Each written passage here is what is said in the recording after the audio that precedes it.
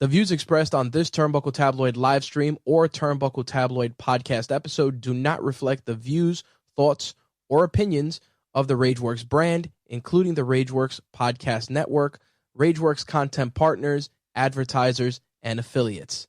Viewer and listener discretion is advised. Hey, this is Dave Cannon. You're listening to the Turnbuckle Tabloid, and if you don't listen, you're fired. 5, 4, 3, 2, 1, 0. All engine running. Liftoff.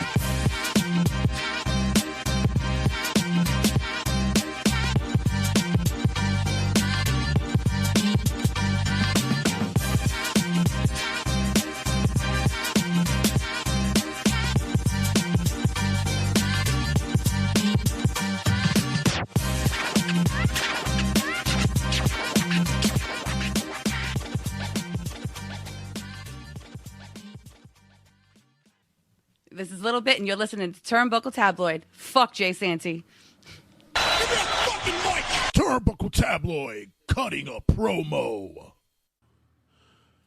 So we got a jam-packed cutting a promo this week. With that being said, of course, I got to bring in a party man who loves a jam-packed, fun-filled segment of cutting a promo. Got to bring in our boy Homework Mike, who's stopping in for not only what happened this past weekend at Fastlane, also our thoughts about what's going to be happening for the upcoming Battle of the Promotions this Tuesday. And it seems to be one for the ages, ladies and gentlemen. Right, Mike? I love fun. It's Tittle Tuesday. It's titillating Tuesday, ladies and gentlemen. Titillating. It's tantalizing Tuesday. So, many were predicting then this is possibly going to be a slaughter. WWE went full realm and just jammed up the whole card with anything that they could throw at it. They were putting up a Beyonce. They had Rihanna. They were putting out there the cast of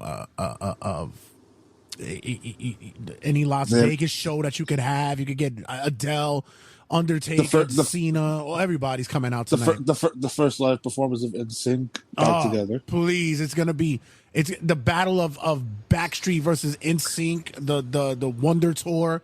It's ridiculous. Shout out to Big Ben from the Isle of England, making sure he acknowledges the mayor of Mookville. NSYNC versus the Spice Girls.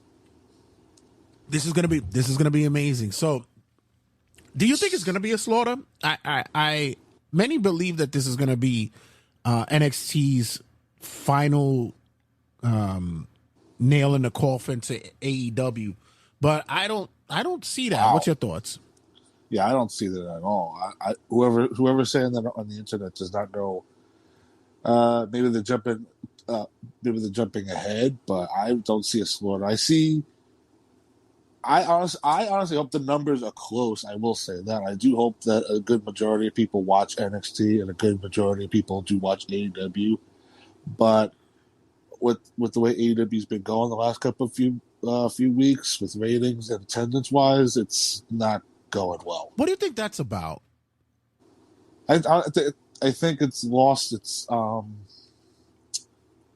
appeal. I would say it's not like special anymore. Where people have, I'd say like the first year and a half, it was a cool thing to say. Hey, I'm going to AEW show now. It sort of feels like the honeymoon period. I'll go to an AEW show and see what they do. But let's be real here. AEW does produce really great matches. It's just that they really offer nothing else. Let's be real here. Yeah, I kind of predicted this early on, where I had said, AEW was going to be the new shiny toy in the room, and you would expect that there's going to be a great interest in this because it's new. It's a different kind of concept, and especially the way that they came about being this promotion brought together by not only by wrestlers but a investor who's a big wrestling guy himself, and I thought it was a big chance to take when it came to putting together this company, especially when your big push was to get indie guys, which was not a easy thing to do, and the audience gravitated to it. But as I had discussions with other people and other promoters and such, I said, in time, it's going to show its luster. It's going to show whether it can hang, and it should never be considered a competitor to a promotion or a company as WWE. But you sometimes you got to throw rocks at the throne. Yeah, I think it's safe to say, as wrestling fans, that we can all admit AEW is a distant second. But there's nothing wrong with a fucking alternative. Let's be real here. Right. WWE, like last night's Raw was probably the best Raw of the year, and that's because Triple H has full control again. Right. You'll probably get into that, or we'll talk about it later on. But when it comes to AEW, we know about one person that's in control, and I think I don't want to speak for you, but it seems very formulaic on how those shows are laid out. Like what's going to happen, who's going to win, what booking wise they're going to be doing, and there's nothing wrong with that. But it's also that unpredictability factor of you don't know what the hell Tony Khan's going to do tomorrow. Yeah, Ben DeBritt makes the thoughts. He says, personally, I think it's a great idea that could bring eyes to NXT, and those matches could be really good. To have John Cena on the show. Yeah, but it's not a bad concept. It's done everywhere. It's done, whenever. Hell, they've done it locally. There's nothing wrong with competition. Yeah. They've done it locally in indie shows. You want both shows to pull out their fucking guns and see who's the best. Right. I mean, shit. Like back in the day, like we criticized Russo. He used to throw shit at the wall, and half the time he used to stick. Right. And that's what you're supposed to do. Yeah, that's what you're supposed to do. Think about all the stuff Stone Cold used to do on Raw. Drive a Zamboni, a beer truck. And most of the time was him throwing shit at a wall and see what sticks. And guess what? It worked. Yeah, so tonight you're going to see Cena. You get Taker.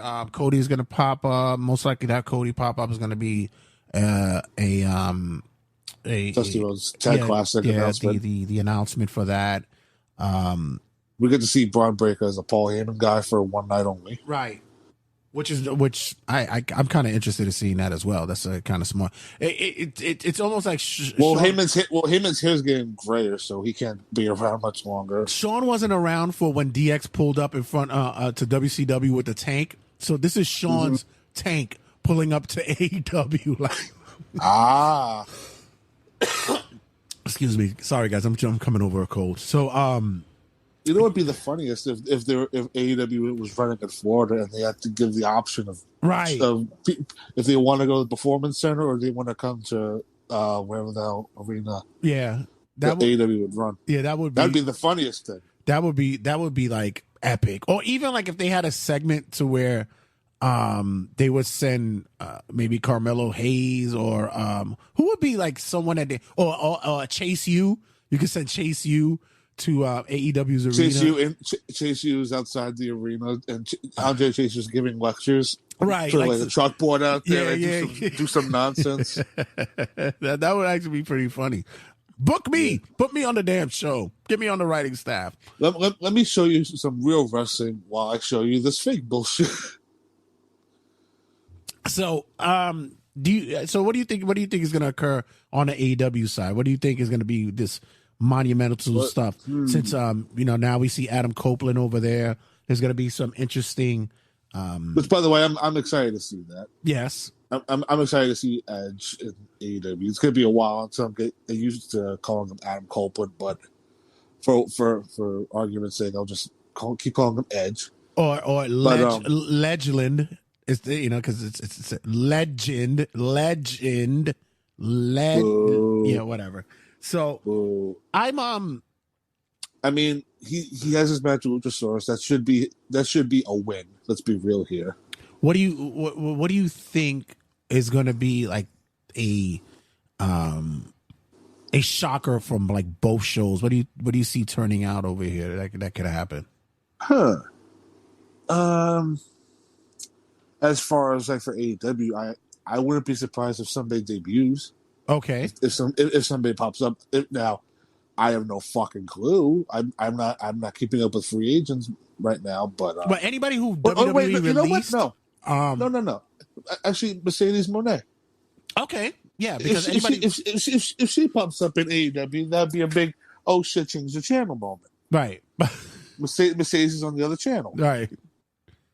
Well, what's the chat saying on Facebook? Really, but really though, I mean, I mean, come on. There's I know you and Henry have a thing against the women, but some people are still fans of such them. Just wrestle. Just wrestle. But that's what they do. They really don't.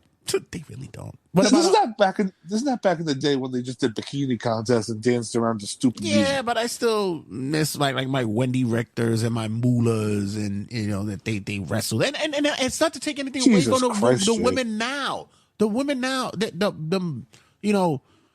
there's a nice chunk that actually wrestled, and there's some that go out there and you're like, yeah, I should go heat up those hot pockets. I think that's what it is. Yeah, you gotta take you gotta take with the good with the bad. So, what do you think on the NXT side? What is going to be? So for NXT, well, I mean, if they are teasing it with them playing the gong after the NXT commercial, once the Undertaker shows up, I don't know. I see him and Baron Corbin facing off. So it's going to be stupid.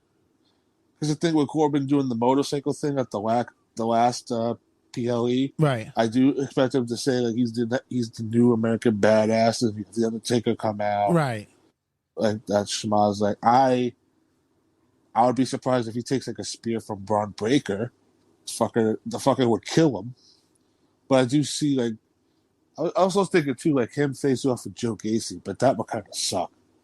Yeah, all it's due funny respect because to Joe Gacy, but that would just bury him. And it's funny that you said it because that's exactly where I was going to go with it. That I thought it would be the Joe Gacy thing.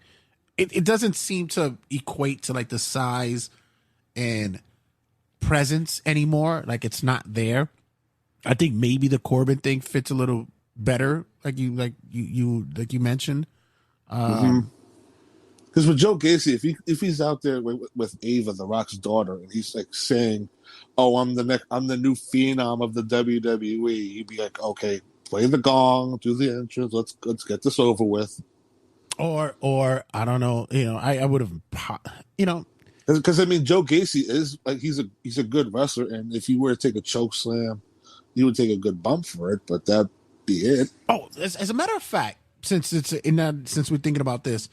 Something came up, and there's possibilities of it's just me to segue to something quick, which I'll probably talk about later. But there was something that came up on the Dirts where they were talking about there's a possibility that they want to continue the Brace story, and I want to see that happen. I'm actually excited to see that happen. So, as long as they do it in a tasteful way, where like to honor his when legacy. I say taste, right. I would also, I mean, we've had this discussion before, like on cutting a promo, like is Spooky like wrestling? Like I forget like what it was, but like it was a thing about like when does the Spooky nonsense like stop? Right. Like it is the era of turning the lights off on and off, or doing magic tricks, is that over with? Right. Like, because if they bring this back, we're getting Uncle Howdy back. So definitely. Hopefully they do it more seriously. I would say. I mean, it would be Bo Dallas under a mask, but I would say the mask needs to look better. His whole look needs to look like more serious. I would just have him as a managerial role in which interferes in matches and can do certain things, which is cool. But I don't know if I told you, in my 2K universe, I created the faction. I created a faction, right? And Bray is there, and then like now, I'm kind of like a dork that way, where I would actually remove him. So if the premise was to have a Wyatt Six, Wyatt clan type of faction.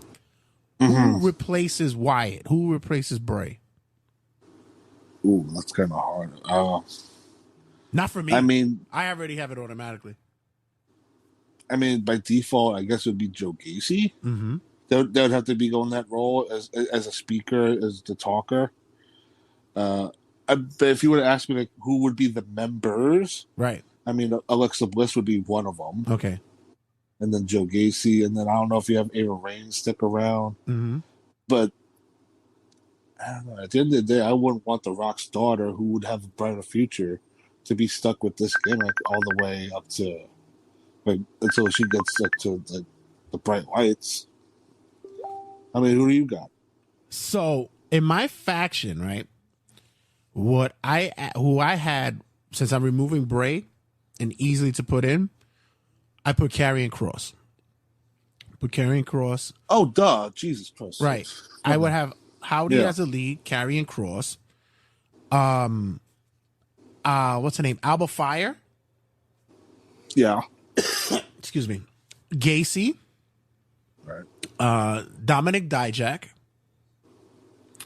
Yeah. That is fine. And just for a little seasoning for that fifth, because Cross already comes in with Scarlett, so that helps everything.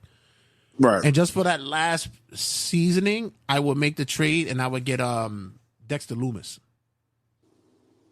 I can see that. Right? Yeah. With DIY back together, I think it would be good to see heel Dexter Lumis do something. So Cross, Lumis, Scarlett, Dijak, and Alba Fire. Dawn. Yeah. And Dawn. I mean, might as well keep them together as a team. Man, if you could. But I also wanted to make it seem as though that they're like emulating the puppets that he wanted. It's both like, but yeah, it could work. I think that now it's a good thing you mentioned the puppets. I wouldn't want them to be like the puppets turn into them. No. Not I that would have silly them shit, like not that shit, but like just they're an extension of them. Right, like they represent them in a way. Right.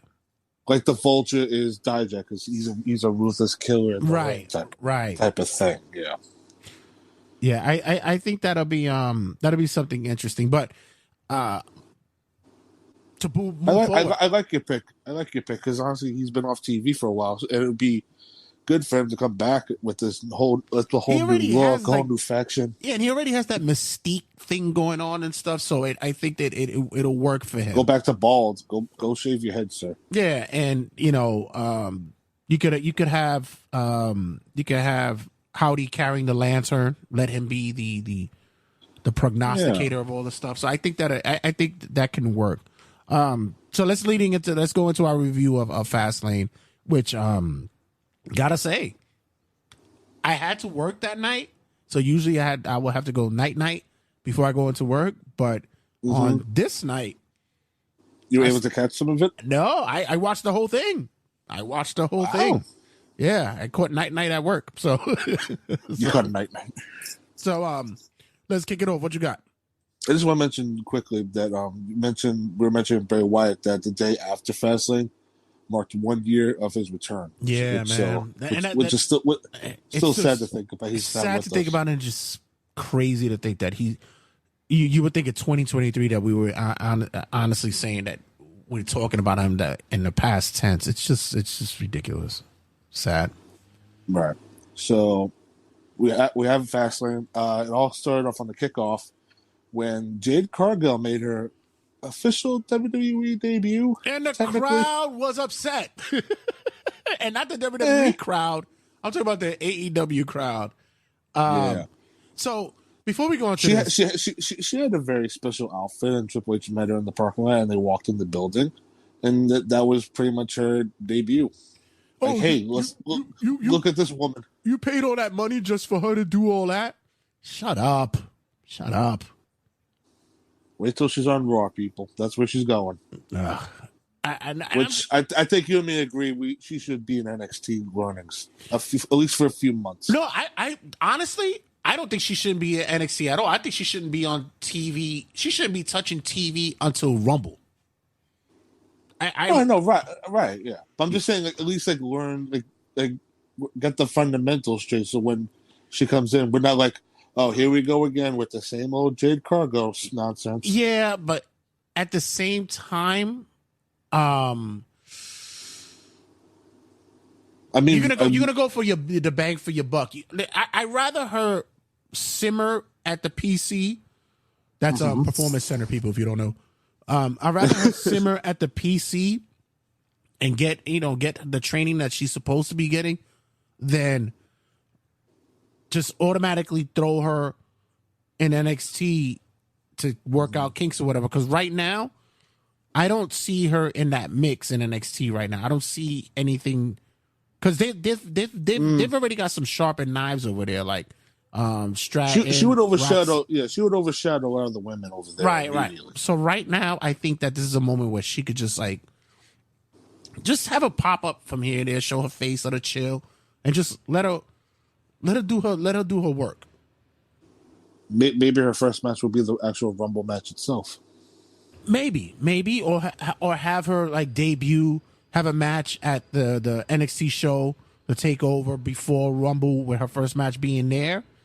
And then she pops up as an entrant at the Rumble, and she could be the immediately draft pickup. Like something like that. Just let her, because that's the thing what happened in AEW. They never let her learn what she had to learn and develop. They automatically threw her in there. And that was my gripe for the longest time. Listen, I never said she didn't have the look. I never said that she didn't have a personality. I never said that she didn't have charisma. I said that she worked like shit. And that was straight up and down through the whole time, a whole run. She worked like shit. Yeah. But yeah, that's how we start off on the kickoff. Opening match. Cody Rhodes and Jey Uso versus Finn Balor and Damian Priest for the tag team titles. Good opener. As far as the matches they've been having on Raw, where it's been the same fucking rotation of guys. Instead of Kevin Owens and Sami Zayn, it's Cody Rhodes and Jey Uso. I thought this match was really good. The spot where JD McDonough is trying to help the Judgment Day retain the belts, he swings the briefcase at Damian Priest's knee, which causes a distraction. Cody Rhodes hits the what the fuck am I? The Crossroads? Crossroads, and gets the win for the team. Now, going into this, I didn't understand why this was a tag title match. I mean, if I was doing fantasy booking here, I would have done an 8-man. Cody, Jay, Kevin, and Sammy versus the Judgment Day in an 8-man tag. Kind of build up tension. Does the Judgment Day trust JD and do the story of the baby faces too? Do they trust Jey Uso finally? But they switched the belts here, and that's the other thing too. It's it's that aspect to where Jay is coming in with the trust factor still in jeopardy with the roster. So there's a lot of intermingling of storyline, which, can be honest with you, when was the fucking last time we could say that we've seen this happen? It's a lot of cross promoting and storyline in which later on we've seen it happen on Raw, which we cover later on, with Drew McIntyre getting involved with it as well. So there's a lot of, I have to say, although everybody's so, they so hyped up about that era, but I'm kind of on that side to say, when you had good storytelling in the Attitude Era, this is what it was. It was a lot of cross mingling of stories, which that's what you're supposed to do. I take the Judgment Day right now as like a modern day DX in a way, and I think that's how Triple H is taking them. And with to be honest, the win by Cody and Jay was, I was shocked by it. I didn't think it was going to happen, but I looked at it and I said, okay, that's pretty cool. I think it's just weird that like, they're pushing these two guys as singles guys, and then they put the tag belts on them. I mean, it's pretty standard WWE stuff, but like you're saying, they are telling a story here. So now they have the undisputed tag belts, and they can go on both shows. So, and they have been advertised already for SmackDown, even though they were on SmackDown the night before with no restrictions. So, Right. brand split be damned. What do we got next? Forever and always. Presented by Pizza Hut, we had Bobby Lashley and the Street Profits take on the LWO, Rey Mysterio, Santos Escobar, and a mystery partner. Was that a big distraction for people, the whole Pizza Hut thing? I didn't care. It's fine. I mean, we've had this for the past year now with all the sponsorship matches. But you see who's the one that they're really focusing on to do the sponsorship, right? It's Ray. It's Ray. Yeah, it's been Ray. Besides the whole 7-Up thing, or the the Mountain Dew shit. Yeah, it's been Ray. They know. That's the one that was annoying because it's right in your fucking face when they're saying Mountain Dew pitch black match. It's like you don't have to fucking tell us the brand of the soda. Just call it a fucking pitch black match, and we understand the gimmick. But so the elephant in the room. 10 minutes into the match, Carlito's new song played, and he came out, saved the day, hit one backstabber to Montez Ford, and the LW will get the win.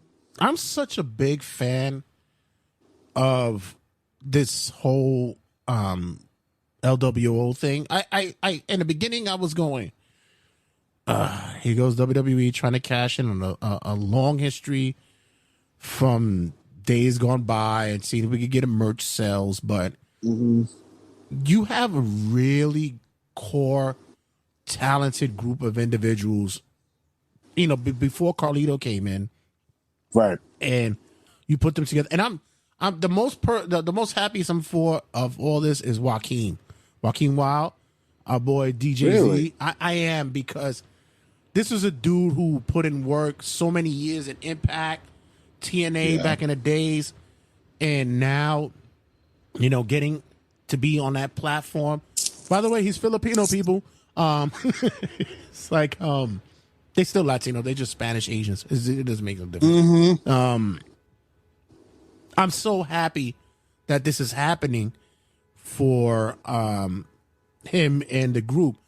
Escobar is such a fucking talent, man. This is that I see so much. I was gonna say this whole thing is for Santos Escobar to get over, because at the end of the day, it's definitely gonna be leading to the Rey Mysterio Santos Escobar match. Mendoza's an underrated talent as well. Yeah, I just feel bad that Wild and Mendoza are the team that get like jabronied out most of the time, because they are talented dudes, and even in NXT they really never got like a tag title run. They're just there to take a hit for Santos, who if they don't want to make him bump, they're the two guys that'll take the bump easily. I mean, the bumps they took on the SmackDown before to take them out of storyline. I mean, Jesus Christ, their heads were bouncing off the fucking mat. Yeah, I also think that the return of Carly. Well, before that, the Street Profits thing is, I'm super hype about this, because I see a lot that could be built upon this. I love the Lashley and the Lashley and Street Profits not melding as quickly as they should. It's not like how the Hurt Business. I always say that the Hurt Business gelled so quickly. Yeah, I like to see that there's a build to that, and Montez and his arrogance going head to head with Bobby is like a real good story right there. Yeah, again, that's gonna be where Montez Ford becomes the ultimate babyface out of this. Either that, or you can see the breakaway that people have been looking for. They wanted to see how we could break away we could break the Usos apart from each other, in which we saw it, and now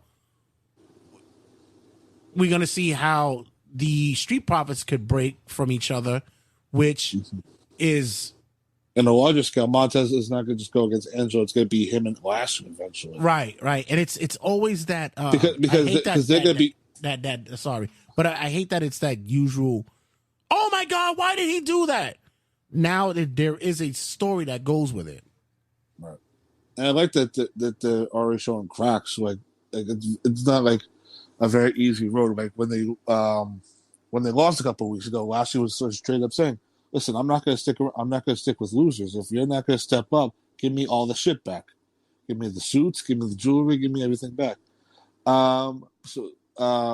Then we get to the main thing with Carlito coming back. This man has been signed since June. It's October. I mean, what was with this wait? Right. But well, he's here. He has a T-shirt and he has new music that thumbs up, thumbs down, and he looks great. He looks great. I'm telling you, when we saw him at House of Glory, I was like, Jesus Christ! I was like, damn, shit. I need to look like that. We're waiting for him to pop the shirt off. Like, dude, you don't need to wear a shirt 10 minutes into a match. Take that shit off. We know what's under there, bro. We know. Yep. So LW win. Next up, we have the triple threat match for the women's WWE Women's Title. Charlotte Flair, Asuka, and Io Sky. This match, very messy sometimes, where they were going for pins and the referee almost pulled the fucking Rick Knox and count of 3. A lot of things were mistimed. Moonsaults not connecting. Then we get the finish where Charlotte Flair gets the figure 8 on Asuka, but Bayley's distracting the referee. Asuka straight up taps. The referee doesn't see it. Then we have Io Sky coming off the top of the moonsault on Charlotte Flair, when she's in the figure 8. 1, 2, 3. Io retains. This is a match that I of course people would have said that I was going to hate this because it's a women's match, but it's not. It's not the reason why. I just think that the these three women know how to work. They know how to work, but they didn't have the time to work together. You know what I mean? It's 3 different styles and different groups. You look how Io style is. You look how Asuka is. You look at Charlotte. It's 3 different styles, and I would have probably booked this match differently. I would have probably booked it as this is the second triple threat match for this title that we've seen. SummerSlam was only 2 months ago, and it's not. And these triple threats is not necessary when you know that these women can't really. We saw Io and Asuka work well. We saw Asuka and Charlotte work well. Why not Io and Charlotte? We haven't seen that. We haven't seen that yet. So it's like it's not that to that. And we know people are mad about the whole Charlotte getting a title shot thing, but not for nothing. When you're trying to build up television and you need opponents, it's slim picking on the SmackDown side as much as like we used to complain about the Raw side, but the Raw side is finally picking up. Yeah. But now on SmackDown, you have Charlotte, Asuka, Bayley eventually is going to be the one to turn on Io to get that belt. I was kind of disappointed that they didn't do anything with Shotzi during this match because they're doing the storyline where Damage Control shaved her head, but she was nowhere to be found. Right. So basically, it's a waste at this point to do anything. But I did think Bayley was going to cost her, but she did help her retain the title. She got her into the situation, got her in the match storyline-wise by misinterpreting what Asuka said in a promo, saying like, "Oh, you want a triple threat match? That's what you got." Meanwhile, Io Sky is Japanese, and she's like, "That's not what she said." But we got a first comment on TikTok that asks, and of course it's from my boy from Chokeslam. He says, "How many damn title shots is Charlotte going to get? She's going to get a lot. I'm sorry to tell you, she's going to get a lot. She's a Flair. She's a Flair. She has to show it in the bank. Yeah, she's unlimited title opportunities. She's going to get a lot. You know, yeah. I wonder how many people back in the day said, "Well, damn, how many times Ric Flair is going to get a title shot?" Like, how many times is Hulk Hogan going to be in the main event for a title? How many times? All your favorites had 2 main title shots. I mean, Batista. Once he dropped the title so many times, once he dropped the title, he had an automatic rematch as soon as he came back. That used to go on for months, from 06 to 09. And it's gonna piss a lot of people off when she gets those title shots and she goes away for a little bit and comes back and she gets another. She's gonna be the Brock Lesnar of fucking the female side. It's gonna be, and yes, I'm gonna be pissed off too. But my whole thing with that is, as long as you're elevating and showing progression to the women's division and showing that that they could be on that level of where the audience wants to see them, she could jump in whenever the fuck she wants, as long as they doing right by the talent and you know, and in certain points with her. Yeah, it can also point out the fact that when Charlotte has these matches, when she loses, she actually loses clean. She puts these people over. She lost to Rhea Ripley clean at WrestleMania. She took a pin here to Io Sky. Like, she's not this like politician that a lot of these wrestlers are. She's willing to do the job and just bust her ass in the ring. Right. She's already put up, you know, these numerous title runs and shit like that. Like, she's, you know, at this point in right now, it's like, okay, I'm not gonna be that person who sits there and goes, not again with Charlotte, because we already know what it is with her. We've gotten it. It's the same thing that I could argue about this, you know, this Roman hate. It's like, oh my God, he's had the belt for this long, but he only defended it. You guys don't, with WWE, with their flagship title, as soon as you put that title on somebody that is going to be the people's champ, that flame is going to burn out in fucking less than a month.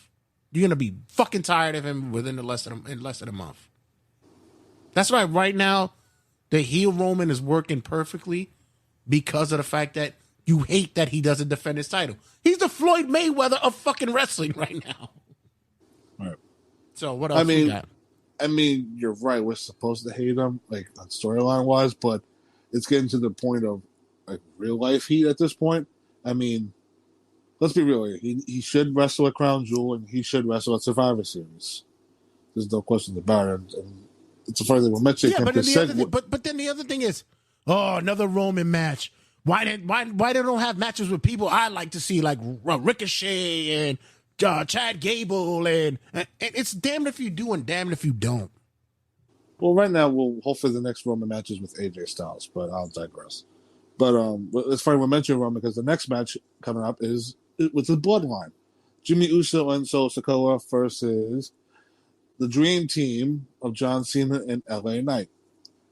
Before the match started, we had Pat McAfee make a surprise appearance wearing a Colts NFL Legacy Championship belt.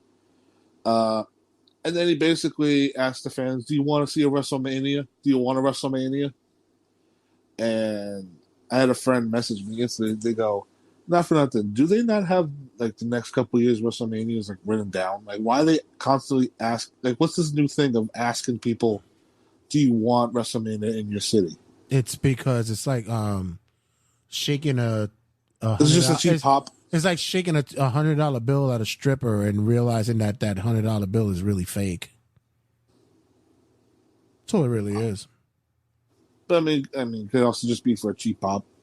But that's what it is. It's a cheap pop. It's like, ooh. Because I mean, like, we had the thing with Cena in London, and now we have this. It's like I would hope they know where they're going for WrestleMania 41 or 42 or 43. They have, like, at least a list of locations, right? But anyway, this was pretty much a house show tag match on pay-per-view. If you heard John Cena call spots, your ears are working. I mean, my God, you can hear the fucker scream probably from the what is it? Was it nosebleed Botchamania? section. Is Botchamania always fucking? They always catch him doing that shit. He's not subtle. It wasn't subtle. Yeah, exactly. He's never subtle. Pretty much this whole match, I guess, house show, they beat the shit out of Cena, and then LA Knight got the hot tag. He did the LA Knight people's elbow, whatever the fuck, the jumping elbow thing, and then he hit Jimmy with a weird looking stunner, and they got the win. Yeah, that finish was kind of awkward, but and then you have Paul Heyman on the phone saying, "Call Roman Reigns," and then because all this is leading towards is Roman Reigns is returning on SmackDown on the season premiere. So, dude, Jimmy Uso in trouble. He's the one that took the penny. I am I guess I've been on the LA Knight train since day one. I loved him since he was Eli Drake when you guys put me on to him when he was on Impact and all that shit. And when he came to NXT and stuff, I've been riding the train for the longest time. And I always thought that he should have got the at least a trial or a test run with the main roster, and he got it. They changed him up, and then when the old man left, somebody said, "Yeah, let's bring him back to the old shit. We're not gonna do this nonsense with him." And we talked about earlier about it's been 1 year since Bray Wyatt's return. I think it's been over a year, close to a year now. Yeah, that this fucker was Max Dupree. Right. So now I'm riding the train. I'm with it. I'm with the shits. I'm loving it. But always a but. Are we now hearing that we're no? It's are we now hearing that it's an over push, meaning they're really they're shoving them down our throats. Well, rather than just like let it be a natural progression with the fans, you know, even in their press conferences, like, you know, you're writing the lightning round now of the biggest push that anybody's just like, God, who planted this fucking reporter? Like, we're not doing that. Just the reporters at the fucking thing were horrible. They asked this guy, "Do you want to face Taylor Swift at WrestleMania?" The reporters didn't ask LA Knight. They asked him one question, and everything was directed at Cena, which was poor by WWE for booking them both on the same fucking segment. But even so, it's like don't even do it if you don't know how to fucking run it properly. But every week, it's like the fastest rising star in WWE history. We got LA Knight. It's like, are you guys really? And get them new merch. I understand that. People are buying it, but I won't buy them shirts. Them shirts is hideous. I'm not a big fan of them shirts. I mean, let's be real here. He's consistent. It's the same fucking logo. Yeah, but give me something different. Give me something new. But different colors. Other than that, this was to elevate him. I didn't see any change when it came from heel to face. I thought it was a natural transgression. Straight. It was just straightforward. Yeah, it was just straightforward LA Knight match. Yeah, and I like you said, house show match that would have been a main event somewhere else, but in fucking Crappinsville, Virginia, and it would have been that. And this was before the main event too, so it got people excited, or at least, I mean, before the main event match, you're supposed to get the crowd excited, right? I guess they did their job right. Right. So what do we get next? Then we go to the main event. This was a 5-match show, which a 3-hour show. Not bad, honestly. And the streak of good to great WWE PLEs continues with the show. Main event, World Heavyweight title. Seth Rollins versus Shinsuke Nakamura, last man standing. Very physical. They told interesting story. Seth Rollins was just not going to give up at all. He kept standing up no matter the odds. They set up a ladder by the announce table. They both climbed it. Shinsuke Nakamura, for the first time, I think, in his WWE run, used mist, sprayed it in Seth Rollins' face. And then we got to the finish. They just used a bunch of chairs, kendo sticks, tables, blah, blah, blah, the whole 9 yards. They nearly killed each other. And then Seth Rollins hit a Falcon Arrow through a table in the crowd, was able to get back on his feet at the count of 10, and he retains the World Heavyweight title. I'm just conflicted with the whole, is it me, or do we have to have every Japanese wrestler spit somebody in something face?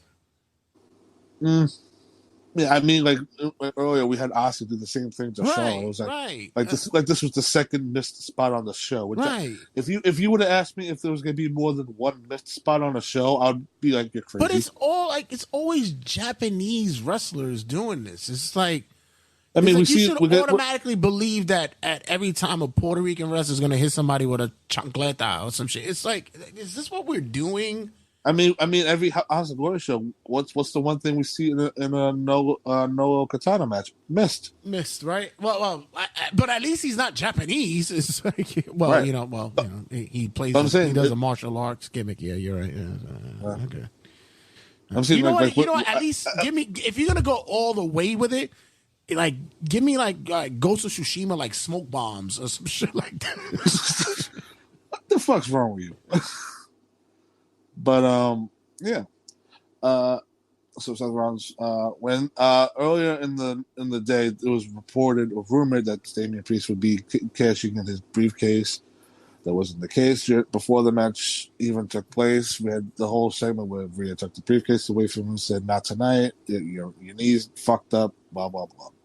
But overall, for a 3-hour show with 5 matches total, pretty solid show. Yeah, like I said, everything was timed perfectly. Nothing seemed too long or too short. It was all pretty much it was a decent WWE NXT sized PLE show. Yeah, I like I said, I was captivated. I can turn away, even though like you had like the hokey stuff, and you had your moments. So it was like, okay, I could go run and do this, or I'm coming back for whatever. And I'm like, ooh, what's happening here? Like I said, I didn't have nappy nap time. I actually had a good time watching this show. And you could see that there is a gradual, if not impactful, change creatively. And, as all the trolls or all those who want to fan the flame of something where the old man is still in charge, the old man wouldn't allow a lot of this shit to happen. And I see that it's what trust the process. That's what they always like to say these days. Trust the process. Well, if you live in Philly, right? And it's this whole idea of right now that we might see if all things go the way it is a renaissance with WWE and their creative. So we shall see. You're not going to be happy with everything, and that's just point blank. Your favorite wrestler is not going to get the top accolades. At the end of the day, what you want is either two things in your wrestling: great matches, great storylines. And if you could get both going on at the same time, it's the perfect world you live in. But right also, now, if you go watch a show and probably have, like you said, 5 matches, and if one maybe pissed you off, at least the other 4 you were intrigued with. I mean, right? If I were to recommend anybody going back, if you were to go back on the show, watch the opener and watch the main event, because those 2 matches delivered the most. Right. So, but other than that, guys, gonna wrap it up because we're about to watch the Titty Tuesday. Is that what it's called?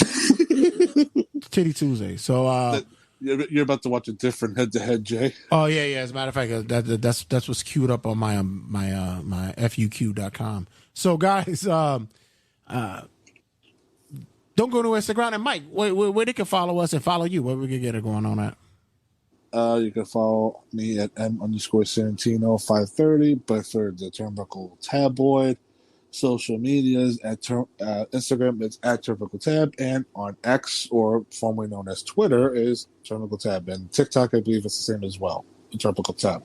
All right, brother. Thanks again for your time, and see you this upcoming Friday. We're going to be at House of Glory, and we'll talk about that and much, much more. Guys, don't go anywhere. Stick around.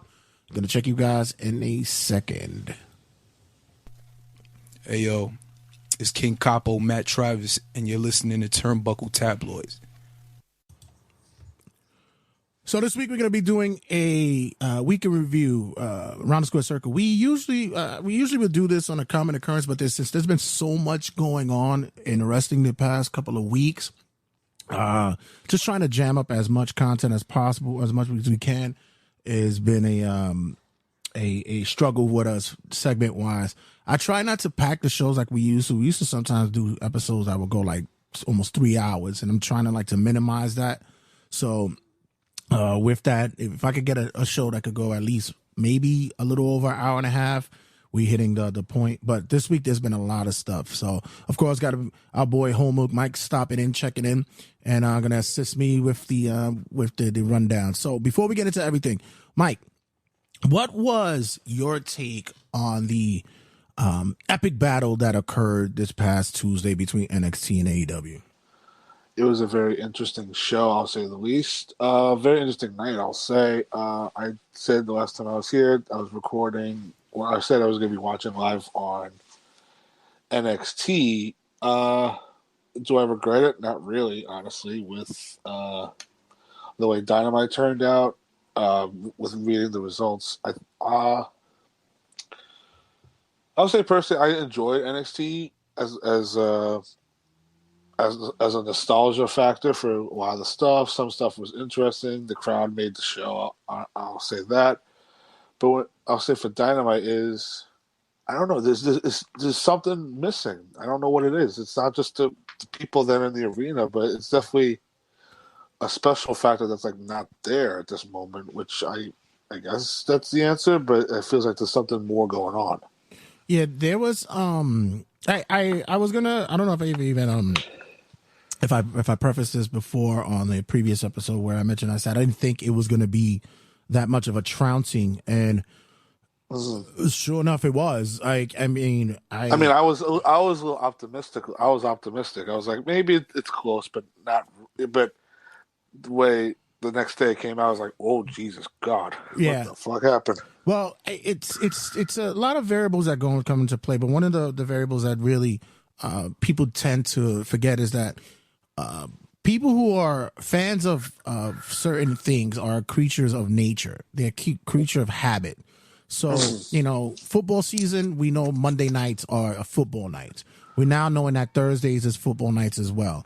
We've been accustomed to Monday Night Raw. We've been accustomed to Friday Night SmackDown. So if something changes and moves around, it affects the way that we view things. There's those Friday nights where SmackDown has to be moved to FS1 or something of that man. And, sometimes people forget, or it hurts the ratings, or it's a tough to find. Some people don't have the channel and such. So with what happened with Dynamite going on Tuesday, that could be one of the underlying issues that happened. The other thing is people who were saying that WWE stacked the card. Duh. Yeah. Of course they were going to do that. I mean, shit, do you not think that's what Tony Khan was trying to do, too, by adding a lot of title matches? Like, we'll get into it, but he did like a 0 hour for a Tuesday Dynamite show. Right. With Eddie Kingston and Minoru Suzuki. Right.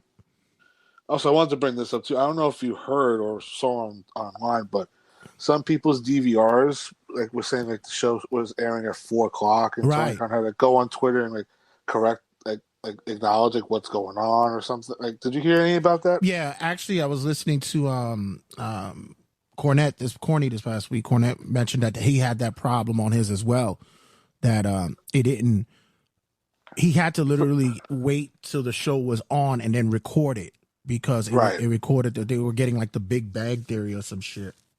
Yeah, it was like a DVR problem where people were trying to record it ahead of time, but at the timing or the like whatever happened on TBS's and messed it up. Yeah, but this seems to be a problem all the way through with this show. These past couple of weeks, they've been having audio issues. Then you hear this, and they have to. Well, they've been having audio issues for the past 4 years. Let's be real. Yeah, it's always like scarce problems, but it's always happening from time to time. But it's a 4-year issue, even when they changed from TNT to TBS. Even this past week, I mean, it's been just topsy-turvy with when it comes to their production. Ooh. And it's been what a phrase to use. Topsy-turvy.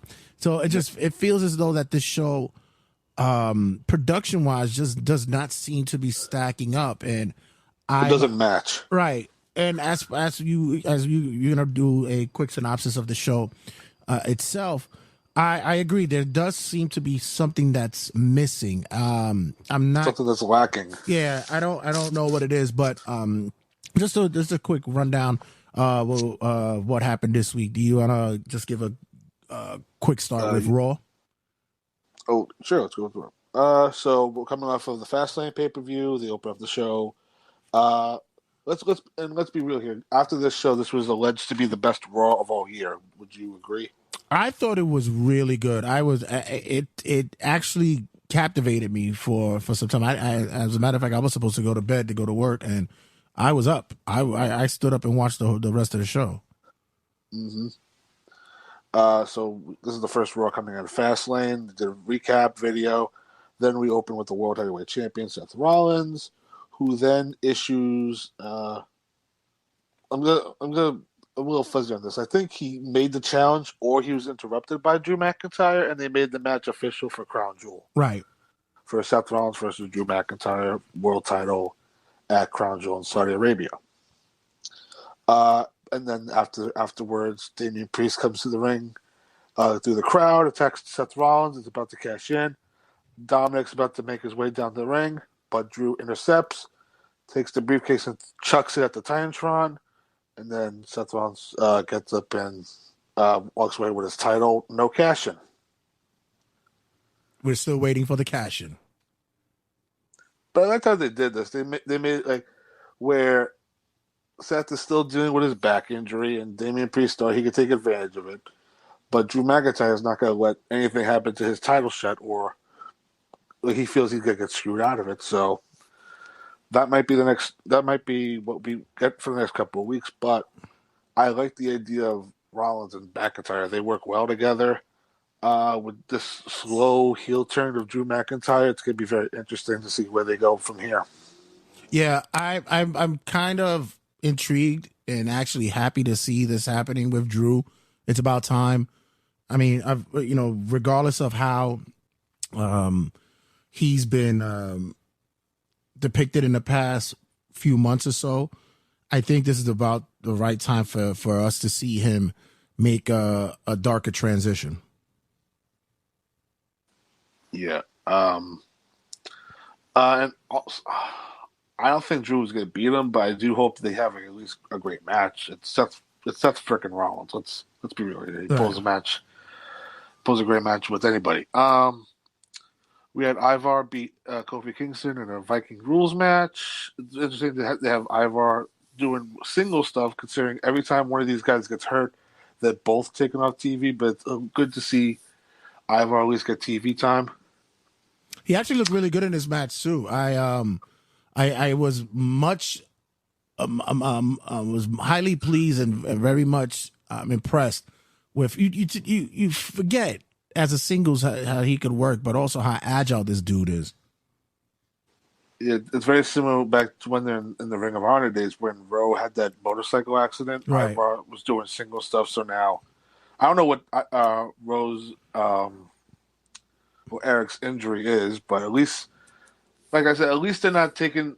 Ivar is not being punished as well as being taken off TV. Let the guy do some single stuff, see what happens. Right. We had Nia Jackson with Conor Rodriguez. They're doing the thing. Now, basically, all the women on Raw are just trying to kill each other. We had Rhea Ripley come out, try to take out both of the women. And then Shayna Baszler makes her appearance. And then we have a face-off between Ripley and Baszler, which I think we haven't seen that since the NXT days. Then we had Shayna Baszler German suplex Rhea, which Rhea audibly said, "Oh shit," and then it got bleeped out, and then she got kneed in the face with Shayna Baszler standing tall. So it looks like we might be getting a 4-way at the Crown Jewel show, or just at least Shayna versus Rhea. Okay. Any thoughts? No. We did get a backstage segment where they announced the match for next week. That was also a thing too on the show. A lot of stuff that was done on the show was announced for next week, which is different.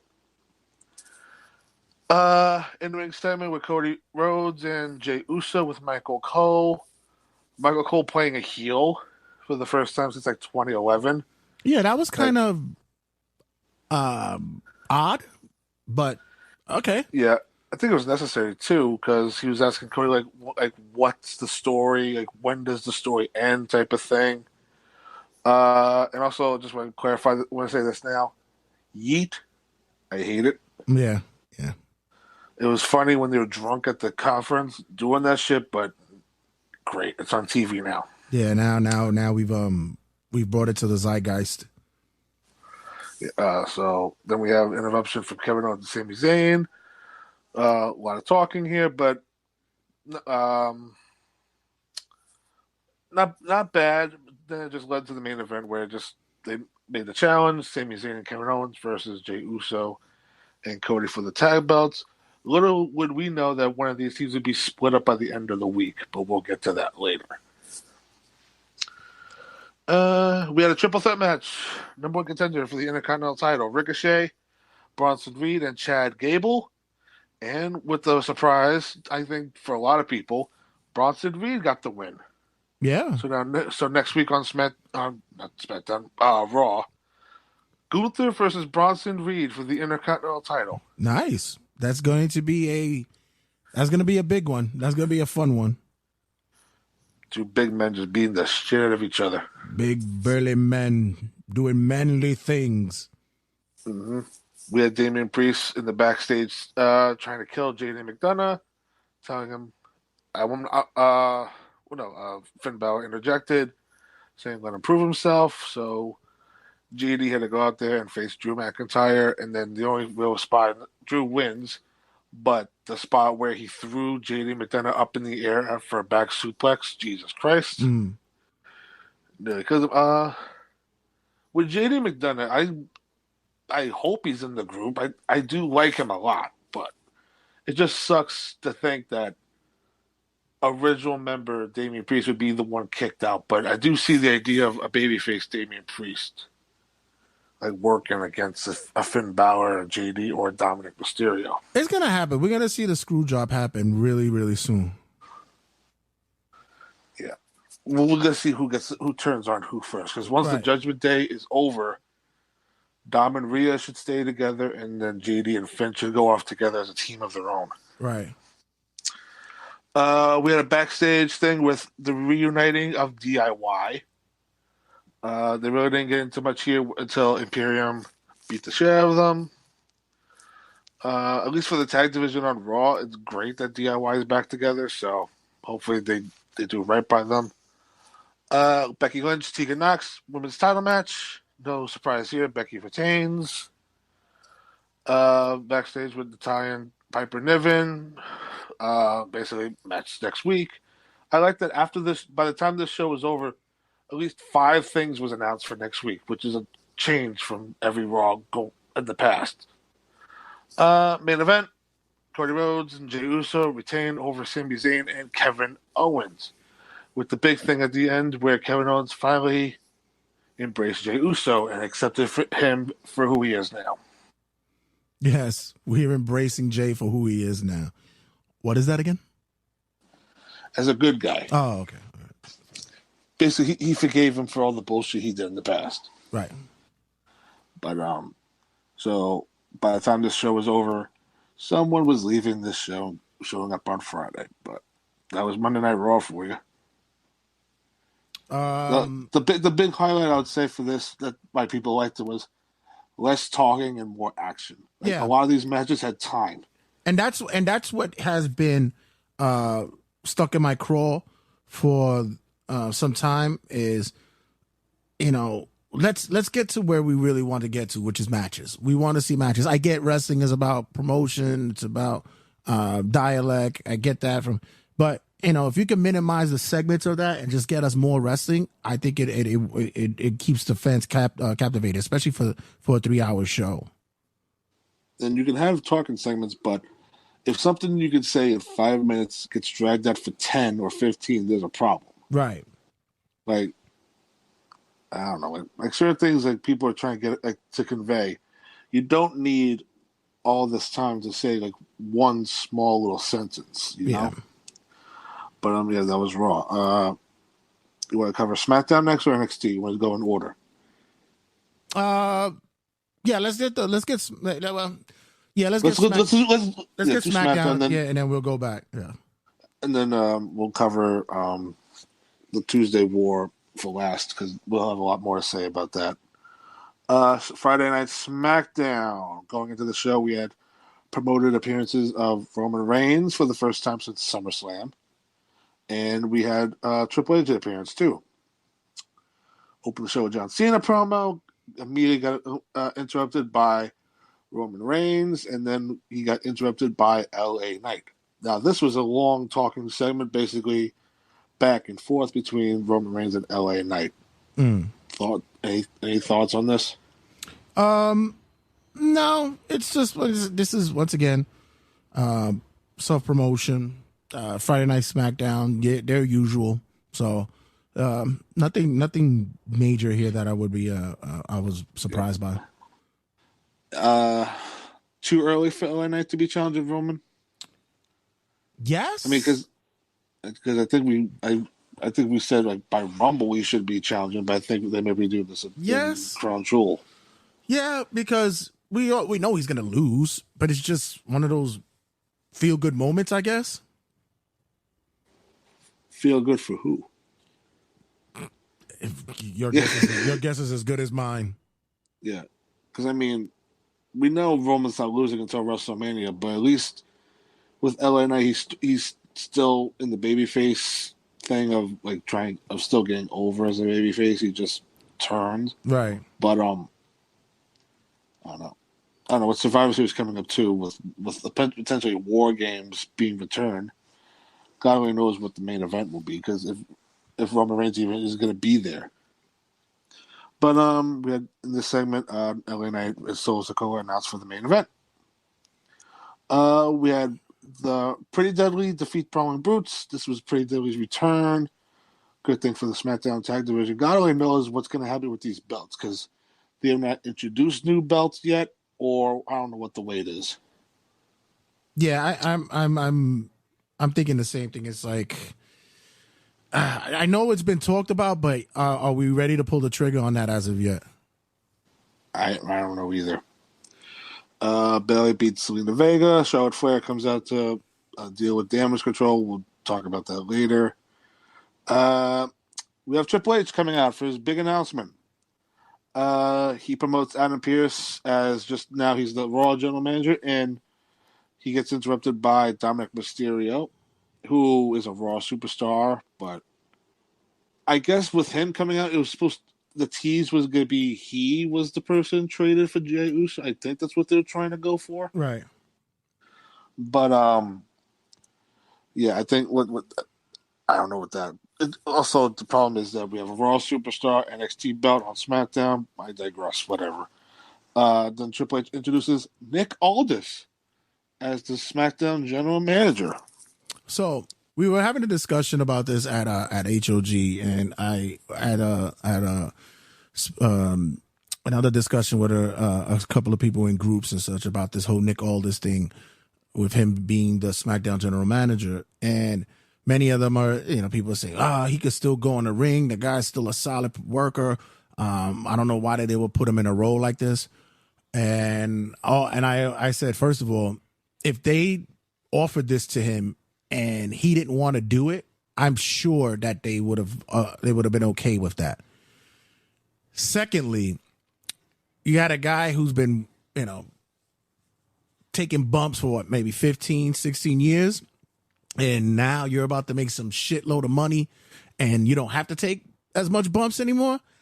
I think you'll be okay. He's a fairly young man. I believe he's not even in his 40s yet. So yeah, mid-30s still. Yeah, so he's still in shape. And who's not to say that, this is just a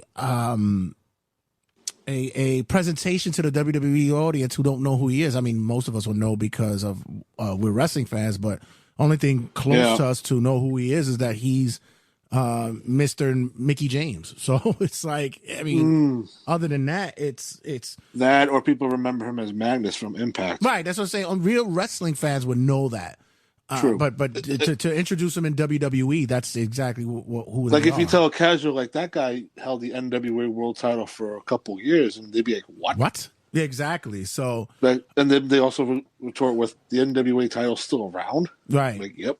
So I But, think this is a good thing for him. I think this is a good introduction to the WWE fan base, the universe, as they say. And who's to say that this is going to be a permanent role for him? Who's not to say that he'll break off the suit and get into the ring one day again? I was about to say, like his in-ring stuff, like it's not like Bobby Roode's situation where he's not active anymore. Right. Nick Aldis could put his tights back on. Like I could see a storyline where he becomes corrupt or wants to be in the ring type of thing. Like that could happen. Right. Yeah, I could see that. He comes out, shakes Dominic Mysterio's hand. He says, "I'm a big fan of your father." Blah blah blah, and then he he mentions that SmackDown needed a big star in place of Jey Uso, and out walks Kevin Owens. I hate it when you're right sometimes. I know. I hate it. I know. But you know what, though? We had discussions about this as well, and the time has come. They had a great run as a tag team, he and Sammy, and these two have been embarked in rivalries,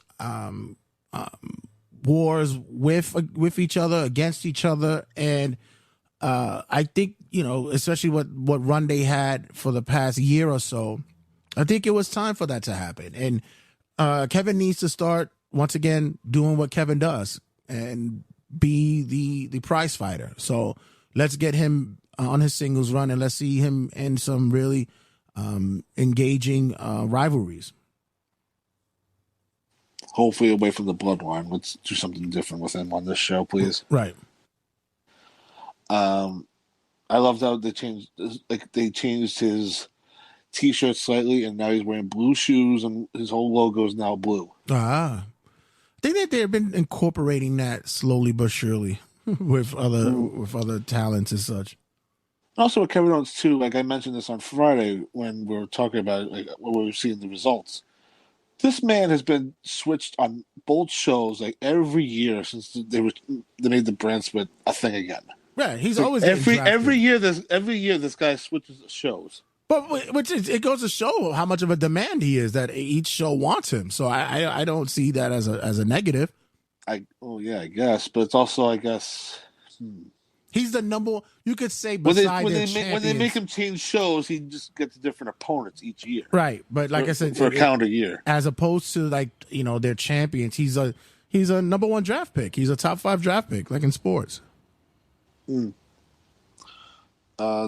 we also had Cody Rhodes and Jey Uso on this show too.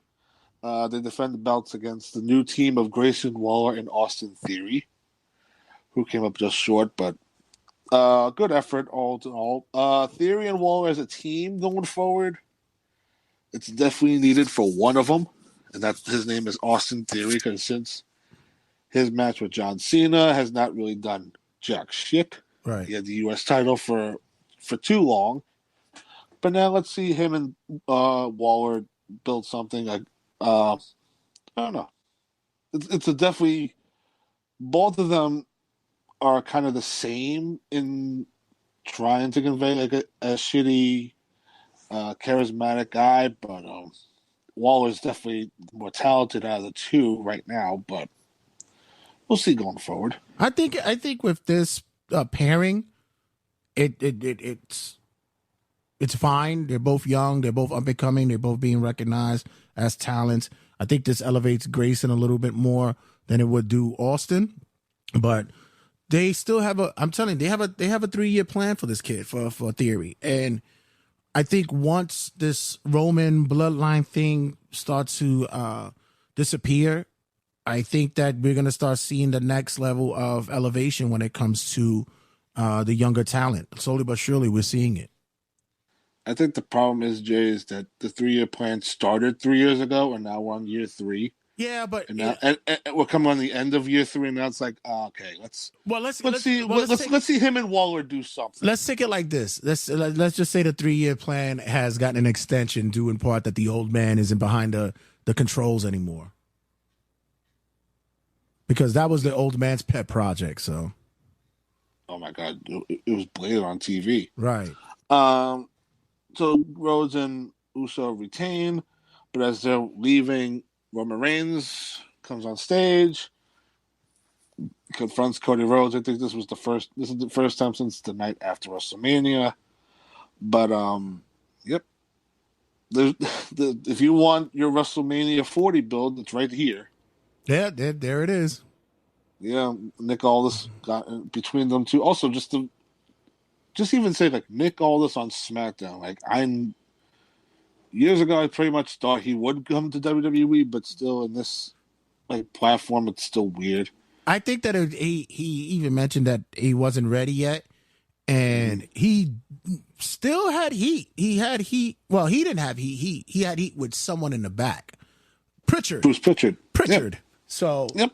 That's which Pritchard is so off base. I mean, I've heard a lot of these old timers talk shit, but Jesus, Pritchard, you are like he's a corporate kiss ass. He Yeah. did whatever Vince wanted to. That was just ridiculous. But other than that, I could grow. It's interesting to see how Pritchard reacts to all this with Triple H in charge. I could get accustomed to all this in his role for a little bit, and like I said, I think it'll grow. And he's not a bad talker too. So no, him he's as not. A GM, him as a GM, right now makes sense. And also, I don't know if you saw, but they want to bring Mickey James in as like his co-general manager, so like husband and wife run SmackDown. And it so happens that we got two former NWA champions running the GMs of the show. Interesting. Yeah, that's a very interesting fact. Okay, so this is what everybody's talking about. Backstage, Nick Aldis and Charlotte Flair. Says you were screwed at Fastlane, so I'm going to give you a title shot next week. Charlotte leaves. In walks Jade Cargill. Okay. Yeah, well, they had the face-off. Oh, okay. Triple H introduces her to Charlotte. Charlotte goes, "I know who you are," and then she walks off on screen. This is Jade Cargill's on the main roster. Everybody.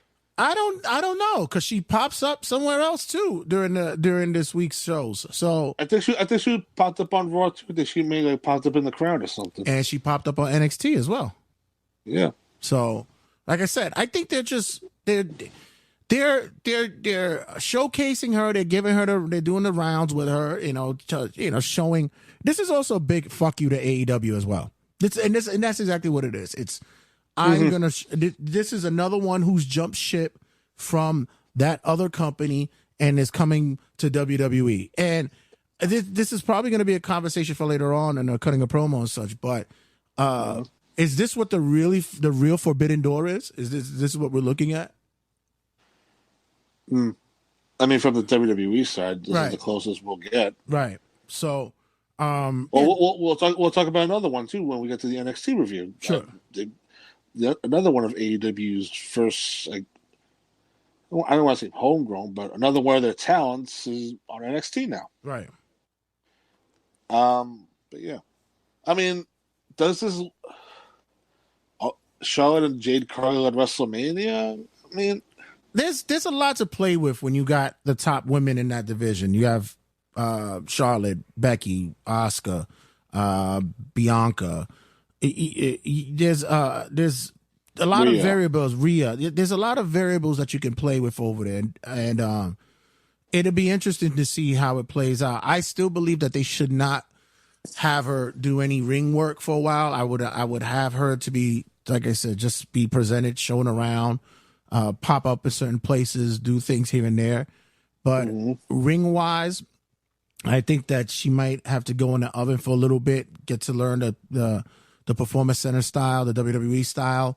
Let them let them get her to ring shape ready to go, because she's going to be in a lot of these matches with like a Charlotte or a Rhea and Bianca, and these are not going to be 6-minute squash matches. They're going to be going for almost 15, depending on the night, 20. So they got to get her ready for that.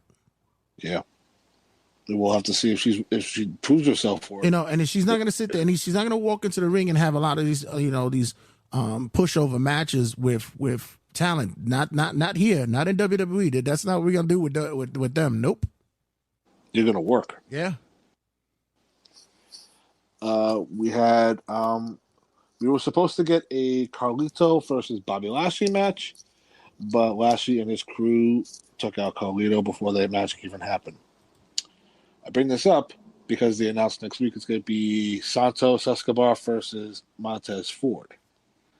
And the big rumor now is that Lashley is going to recruit Odyssey Jones for his group. Okay. I've seen him in NXT. I saw the way he works. He was initially drafted to Raw, but has not made one Raw appearance yet. I think he was dealing with something, but then he showed up on that Superstar Spectacular show a couple months ago. But, I mean, shit, that would be an impressive look. Montez, Angelo, Lashley, and Odyssey Jones. You know what people don't understand, and this is like the older days of wrestling. Sometimes staying off of TV is fine. Like with Vince, it was, this is what we're paying you for. I'm gonna put you in front of the TV. You got it, because this is how you cut a check. But when you did the territory days or when you worked early days, sometimes being off of TV helped to build an anticipation or waiting for a return or giving some kind of a build up for somebody. And, sometimes sitting at home or just working out, going to the PC, getting some gym time. And now that you're able to do that these days, I think it helps to not only better the brand, but also better the wrestler. So we shall see. Yeah, them bringing in Odyssey, that's obviously going to even things up between them and the LWL 4-on-4. Right. I can also see, I don't know why I can picture this, but like Ashanti, Adonis, and BFAB joining this. Like, make the group like big. Like, I like big number in groups. I like to have like Ashanti be that little annoying guy outside the ring for them, and BFAB be like the female like counterpart to Zelina Vega. I don't know, like that kind of intrigues me for a reason. But I actually thought that they were going to pair him up with they're going to pair them up with they'd have took Cedric Alexander and paired them up together with them. I mean, we could see Cedric join them. You might see that. But main event, LA Knight, Solo Sikoa. Anything really? I mean, if you want to see a LA Knight Solo Sikoa match, this is pretty much whatever you were expecting. They did it. They did and I don't know. There's really nothing that stands out in LA Knight's matches. He's just a normal guy. Right. And then you have Solo Sikoa, who just wrestles like his uncle, Umaga. Right. Which is not a bad thing, but it's just I see like three of them, all the same family on the fucking indies doing this exact same thing. And there's nothing that Solo does that's different, so. Yeah, I mean, this is, you're not going to get a barn burner. Family does the same old shit every time. Yeah, you're not going to get a barn burner here, so. Yeah. Yeah, that was SmackDown. I think the highlight was Kevin Owens and the Jade Cargill thing, even to a lesser extent. But yeah, that was SmackDown. All right, so let's get to the and this was the season premiere too. So yeah, so let's get to the hubbub. NXT. We opened with Cody Rhodes. He was there to make some announcements. He announced, I think, this is what he did. He announced a men's breakout tournament once the female one is over, and that the Dusty Rhodes Tag Team Classic is returning. Gets interrupted by Ilya Dragunov, the new NXT champion. Then Dirty Dom comes out, asks for a match. And Cody Rhodes was named GM for the night, so he made the match Dom versus Ilya, and the referee was going to be LA Knight. Thoughts on the opening? I thought it was exactly what they intended it to be. Mm-hmm. Some may have said the Cody thing was purposely done, seeing as though that they're going head to head with AEW. And we'll get into what AEW countered that with. And because the way AEW countered it was exactly the wrong way. And I believe that with these announcements and such, makes made a lot of sense, and I thought it was a fun opening. Then we get into the first match of the night. Roxanne Perez versus Asuka. This was Asuka's. They said this was her first appearance in NXT in 8 years, I believe. So, time that just shows how much time Asuka's been on the main roster for now.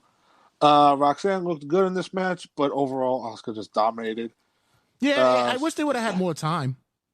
Yeah, and then I think Asuka just won with a backhand, Right. a spinning back fist. Wins the match. Nods to Roxanne, showing respect. Then we have Kiana James come out, try to take out Roxanne Perez, but meanwhile, Shotzi, who came out after the entrances, joined commentary, and announced she will be hosting NXT Halloween Havoc Night 1. Came to save Roxanne, and then that was the end of the segment. Okay. Like I said, Roxanne and Asuka should have gotten a little bit more time, but you only had 2 hours, so hopefully later on they can run it back. Mm-hmm. Then we had a 6-man pub rules match. The Brawling Brutes and Tyler Bate beat Gallus. This was I would say this was a fun little brawl where you had like a dartboard where Pete Dunne stuck a dart in Joe Coffey's hand onto the board. And then it was also a good thing to see Tyler Bate and Pete Dunne back together as a team along with Ridge Holland. So we got a mini British Strong Style reunion, so that was good. Yeah. I think this was good for Tyler Bate, too, because he's been missing something for the last couple of weeks. Yeah. Not really doing anything on TV. Yeah, and maybe something something's gonna happen for Butch really soon. Oh God, I still hate that name. But yeah. I mean, at this point, it's grown on me at this point, so it doesn't even matter what name he goes by. Gunther grew on me. That one, right. But Butch is it's because I'm such a Pete Dunne fan, and it's just like, I hate this fucking name. Right. And also, I would assume both teams would be in the Dusty Classic, so maybe that's what they're building up towards. Yeah. Maybe. We had the first of 2, basically, Braun Breaker. I'll say first of 3, because Braun Breaker was in the ring with John Cena. John Cena cut a promo, and then Braun Breaker came out. Then about to hit a spear, about to attitude adjustment, and then Braun Breaker escaped. But future WrestleMania match ever, you think? Or this was just to show Braun Breaker was on the level of John Cena? Yeah, that's all it is. Well, he can be. It's just that, and it's put over. We're putting him over, and that's what John is doing. He's already said that when it comes to once the SAG dealings come when the contract negotiations come to close, that he's going back to Hollywood and immediately. So this is just him killing time and getting them ratings and getting wrestlers over. So I think it's an honorable thing. We had a short little segment where they showed Paul Heyman backstage with Ava Raine, The Rock's daughter, and he was showing her the bloodline phone case because if nobody knew this, Ava is The Rock's daughter, so definitely teasing something here. If she's going to join SmackDown, join the bloodline. It kind of looked a little It looked a little pervy to me when you look at the pictures and stuff. It was a little pervy. Yeah, I think it was like one of their fake made up accounts, like the NXT stalker. Yeah. But we had the NXT title match, Dragunov against Dominic Mysterio, Elena as referee. Thoughts? Anything pop up in this? No. I thought it, like I said, it was fun. It was a entertaining match and such. I thought it was cool. Dragunov, at the end of the year, definitely he's gonna be in our top 10 list of like favorite wrestlers. Oh hell yeah, please! He's already been on that spectrum for the longest. But with matches like this and what we saw previously with him, I think that he's definitely going to be put up higher on the card and other people's radars. Absolutely. And stuff. So yeah.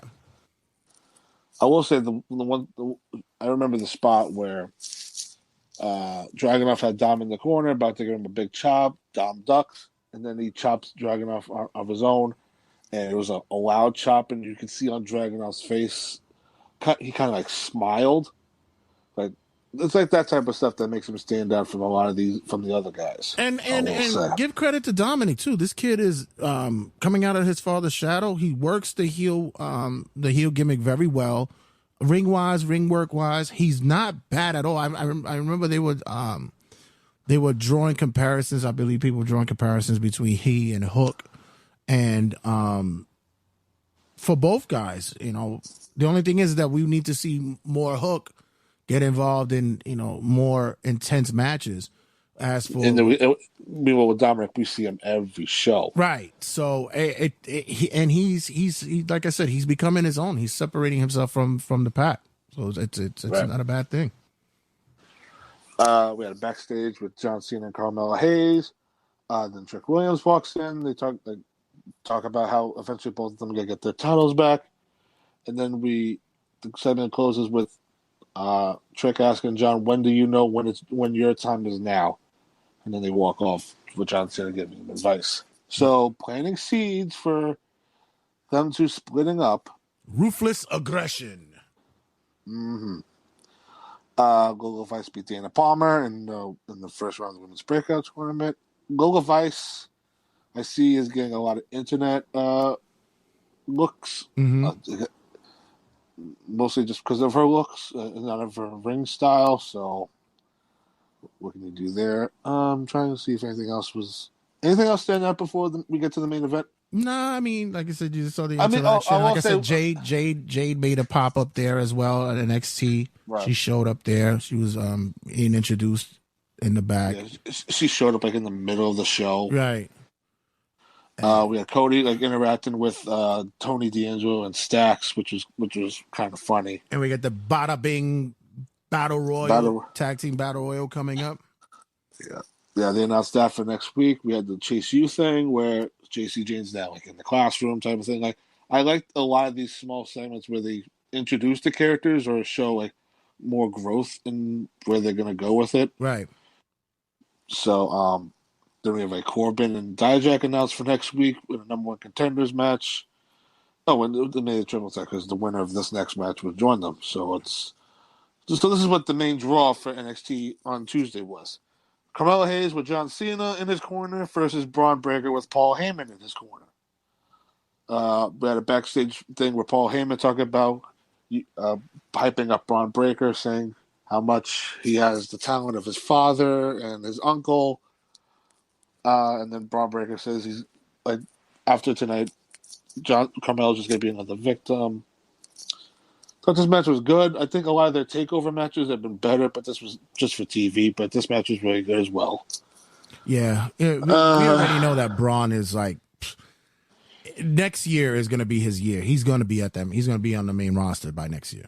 He definitely will be a Royal Rumble participant and start his main roster start. That, and once I think this bloodline thing gets out of the way, we're going to get him and Heyman paired up if Paul still wants to be around. Yeah. I mean, quick idea for Braun.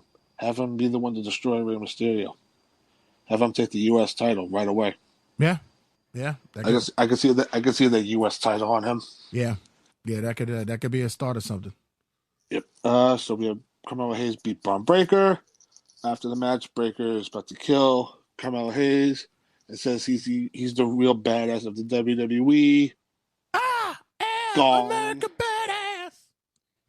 First we had the gong. Lights went out, and then American Badass started playing.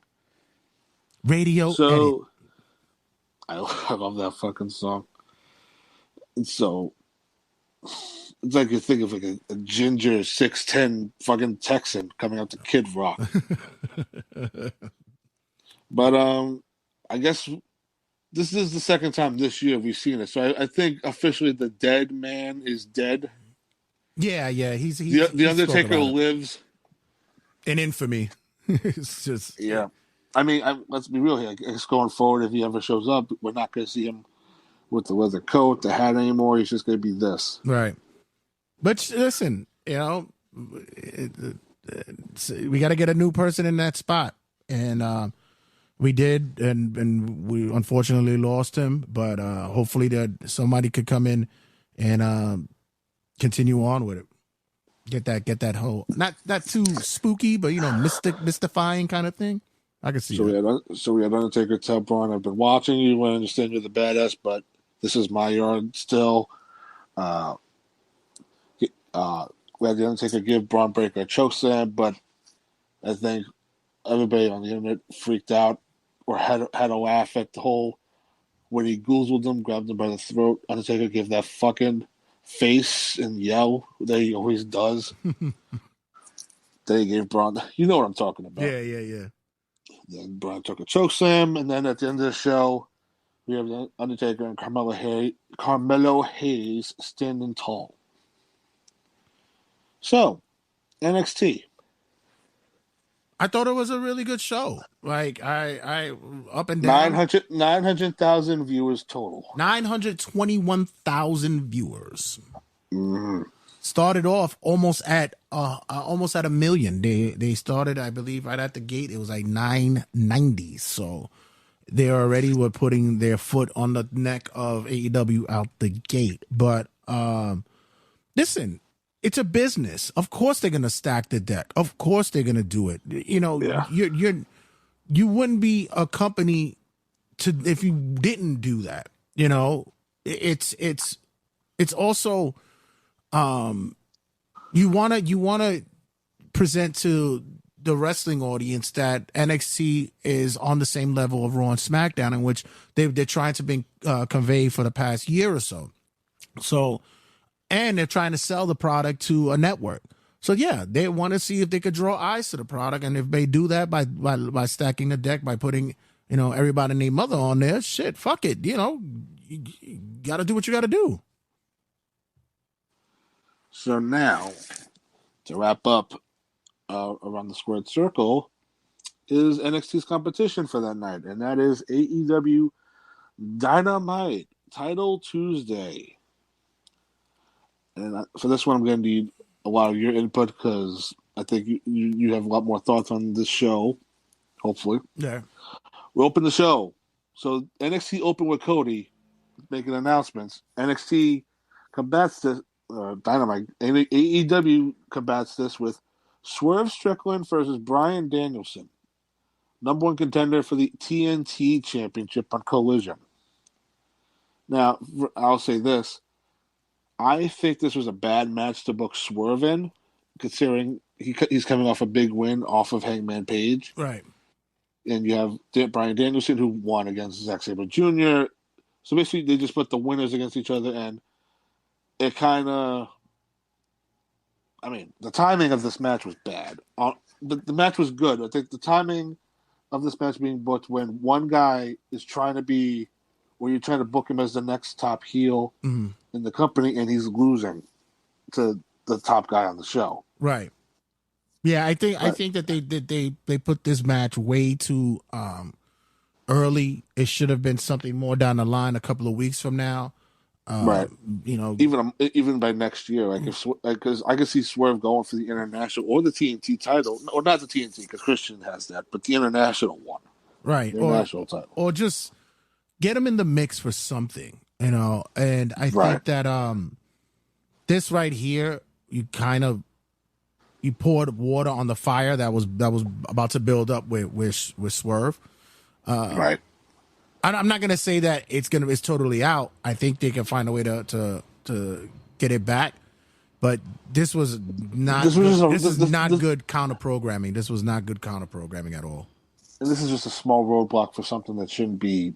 It shouldn't be there, because if you look at your top heels for AEW, you can put like MJF and Jay White at the top of the heels. Like, you can go either way with it. Right. Then Christian's number 2, and then you're trying to build Swerve, I would say, at your top 3 heel. And he's losing to Bryan Danielson on TV in the opener. Even though it was a great match, but he took a loss for no reason. Yeah, I thought this should have been booked better. This didn't do any of the talent justice here. Danielson could have won the match, and just if you're gonna do Danielson and Christian on Collision, Just have Danielson beat somebody else. Right. It didn't have to be Swerve. But next match, Chris Jericho versus Powerhouse Hobbs, who's officially a member of the Don Callis family. So with this match, the one thing I can't say is, thankfully they made Powerhouse look good here. Let him do what he was supposed to be doing fucking for months now. So this is a good look for him here. Right, he spine busted the shit out of Chris Jericho in this match. That he did. I mean, for all the criticism we give Chris Jericho and who he supports for president or whatever the fuck, like the dude does have money and he gives it out to people that he cares about or reasons for whatever. But at least in this match, he put the guy over. Hobbs looked dominant, probably the most dominant he's been since his awful TNT title reign. Right. So, and especially with this guy just joining a new faction, he needed this win, and he got it. Good. So Hobbs beat Jericho. Yeah, good. Okay, so you really need to help me with this. We were supposed to get Rey Fenix versus Jon Moxley, right? Right. But Moxley was not cleared. Moxley's not cleared as of yet. So why announce the match a week before if the dude is still not cleared? What happened in a week? As the old adage goes, card is subject to change. I guess so, because his replacement was the former champion, Orange Cassidy. And the ratings went to shit. Is this where the drop happened? Oh, yeah. Tony really has to, he really needs to learn how to become a businessman and stop being this fan-friendly promoter, booker, because it's been shown that every time Cassidy gets on the ratings, I mean, he gets on the show these days, the ratings go down, and I think that the gimmick is expired. It's had its run. Okay, cool. The AEW faithful, they still dress up like him sometimes. They do the whole thumbs up thing in case, but for the large part, people turn away because they already know what's going to happen. And for me, I knew he was going to win this belt back. I knew it. Phoenix isn't 100% either. He's like running on fumes right now with his injuries. Yeah, and so do you remember the finish off the top of your head? Because when I watched it, when I was going back and forth, I saw Phoenix basically laying dead on the floor and Cassidy winning the belt. Yeah, like Phoenix's brother had to come out and check on his brother. So what the fuck happened here? Another injury happened? Yeah, and that's exactly what's been happening for every match since he's won the belt. It's all injury finishes. So I mean he's like I said, that belt is to me it's like a paperweight now. I mean, I would say that about the TNT title until Christian got it, but now it's the international belt. That one is now the paperweight. We agree to disagree. I think with Orange Cassidy's reign, it was at least something entertaining because the dude was on TV every week and putting on good to great matches. Yeah, but you could say they went good to great matches, but nobody was watching because the viewership would go down. He would usually open up the card, and if he was opening up at 8:00, by 8:20, the ratings went to shit. They went down. They would lose like 40,000, 50,000 people. So it's not. I think at this point right now, because Tony's a big fanboy of him, but I think at this point in time right now, I think it's worn out its welcome. It's 4 years of this, and even more in the indies. And also, I just find it's like Moxley gets hurt, so they drop it to Phoenix, and Phoenix is hurt ? And then Orange Cassidy gets the belt back. I don't get it. Why wouldn't you give that belt to someone else? Right. I mean, storyline wise, Orange Cassidy had a rematch, but I guess why use it here? Right. And also, if you want to do a whole like Phoenix is hurt thing, put somebody in there that hurt him. Whatever. It's so stupid. Tony Storm introduced her first film. Let's just be real here. This gimmick is really funny and good.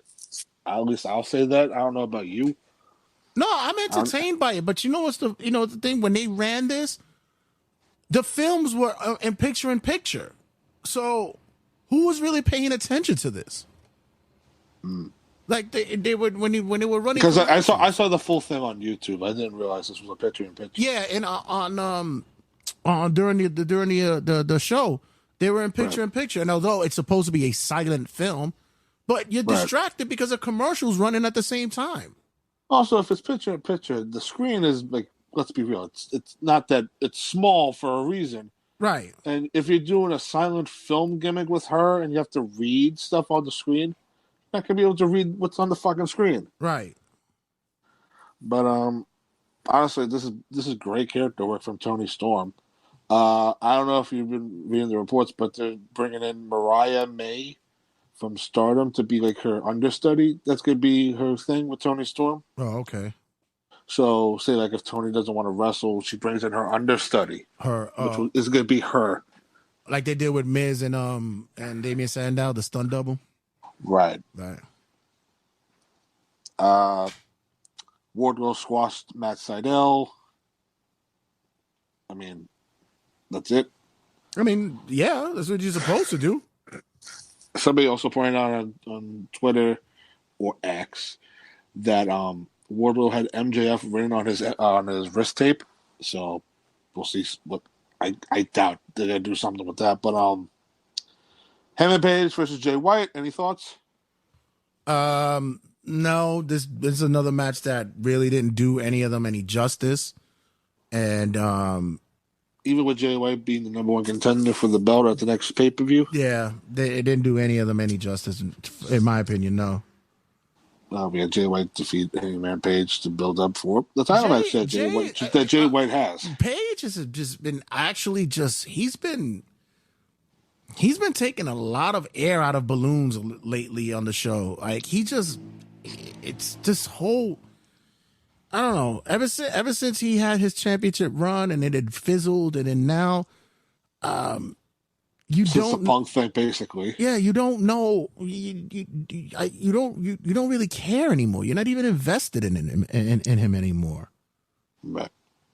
And also, Jay White and the Bullet Club Gold has also been another highlight of the show. Right. So, I'm a fan of that. Plus their entrance. I love their fucking entrance.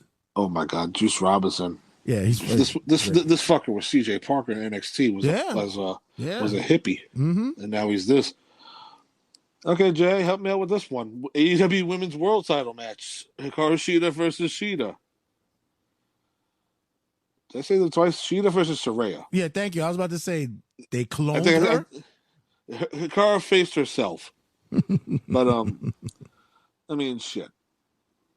How long? So Saraya wins the belt in August in her hometown, and we knew that was going to happen. So, right. What happened in a month and a half? Nothing. So did they do the title change just for the sake of a title change on here? Right. With Shida beating Saraya? Have we heard anything? Have we seen anything with Saraya? Like, no. I mean, Saraya's not been on TV pretty much. So, I guess they were trying to elevate Shida on like maybe Collision or on Rampage or something, but I don't. I think they just did this for the sake of let's get people watching the show. Yeah, like, oh shit, the title just changed hands. Yeah, and the crowd goes mild. And I like Shida. Shida's a good wrestler, but just another. She's now a 3-time women's champion, and aside from her first title win, and this may be worse than the second one when she beat Tony Storm months ago just to drop the belt again. But this is what it's all a build-up for, because they're building up. They're gonna wait to rerun whatever they need to rerun with 3 talents: Tony Storm, Britt Baker, and a returning Jamie Hayter. That's all. That division is just They're thirsty for something to jump in there. They're waiting for I dare to even utter the name Thunder Rosa because that woman has not been on TV in over a year. They say that she's making her return, but who knows when? And, God only knows when. And they're thirsty for something like a Monet to happen or what's her name, Julia, to make an appearance somewhere over there. They're waiting for something because right now that woman's division is bad. What do you mean, Julia? Like Julia Hart? What's her name? Oh, no, the one that's in Stardom. The is it what is her name? I think it is Julia. It's spelled with a G though. Oh, like Gila? What? Yes, yeah, her. That you know what I'm talking about. Oh, I know. I have her. The image of her. I have her in her head. I'm just like I don't know how the fuck you say her name. Right. Give me 1 second. I know somebody's screaming. JV Henry's screaming it right now. Yeah, it's Gulia. Yeah. Or Julia. It's Giulia. Julia. Yeah. Right. Okay. Yeah. I know I had it right. Somehow. Somehow. Took a shot in the. I know JV Lewis from St. Louis was like, yeah. He's like, yeah, he got it right. I mean, I agree with you on that one. They need either her or they're gonna need fucking bringing Mercedes Monet or Monet, whatever. How do you want to spell her last name? Yeah, no, that's what they're waiting for. They need that. They want that star power. They need that. Right. Because whether people like it or not, Mercedes is a name and a face that people recognize, and she is a star. Yeah.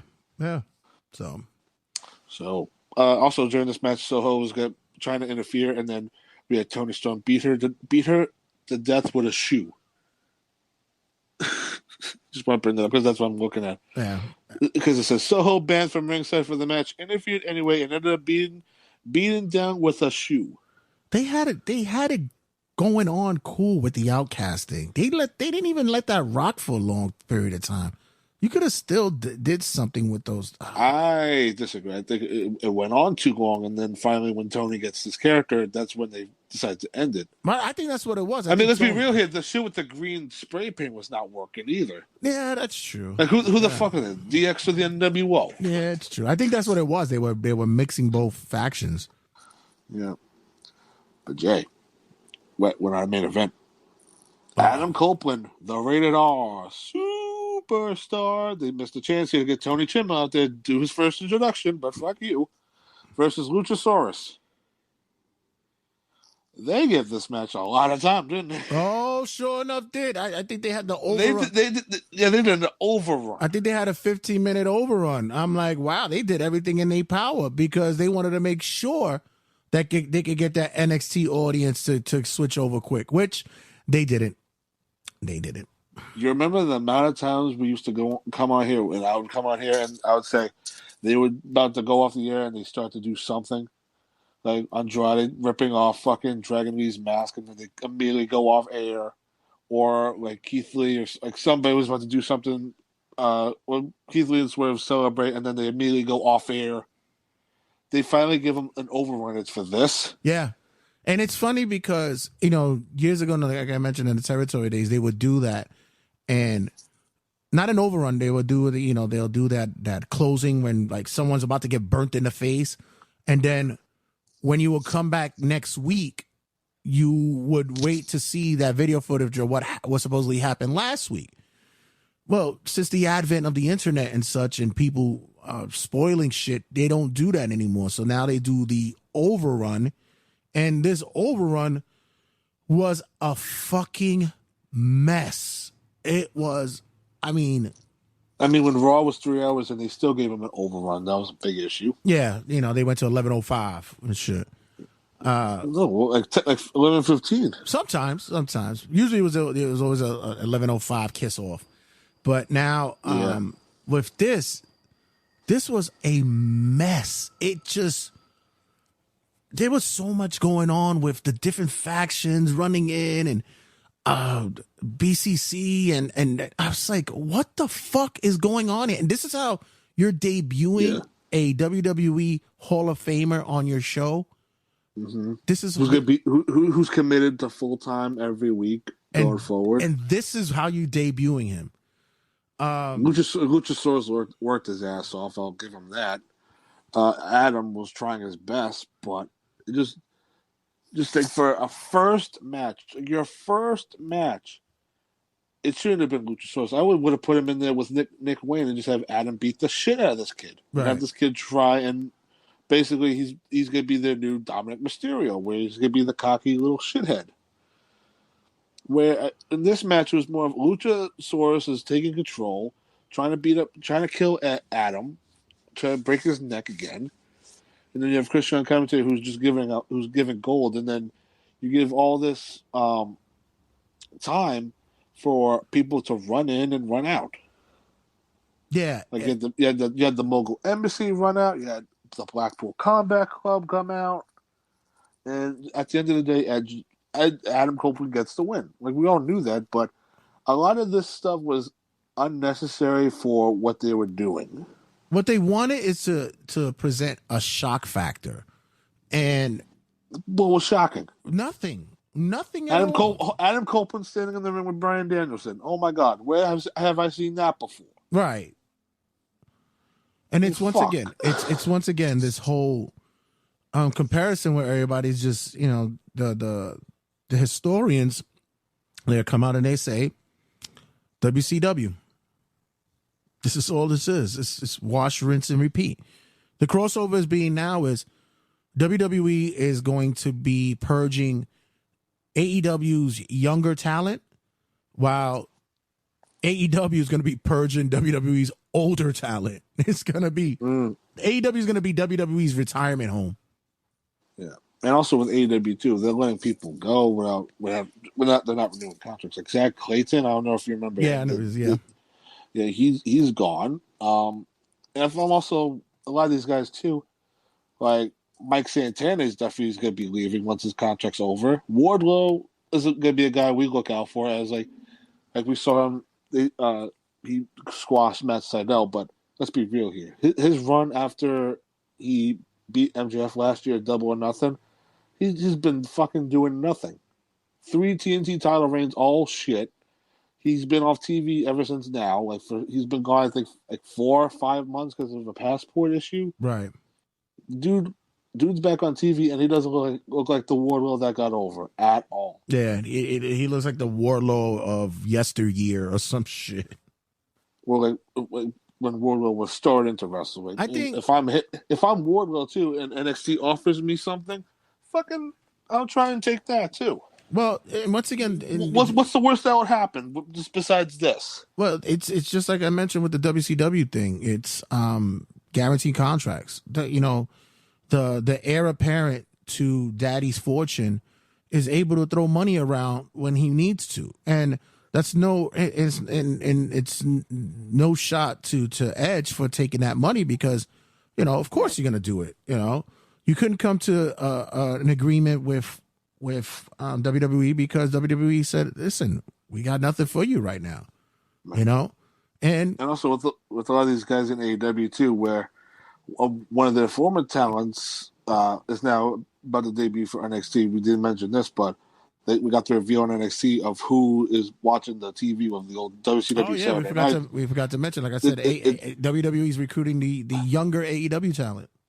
And it's Brian Pillman Jr., but now he's going by Lexis King. Lexis King, which I'm okay with, and I like how they presented it. He mentioned, he says everybody admired. Looks at me and he's my father, but going forward, I'm going to be something. But he said, I'm going to forge my own path. He says, everybody's admired my father. You know what? Who didn't admire my father? Me, because I lost my father when I was 4 years old.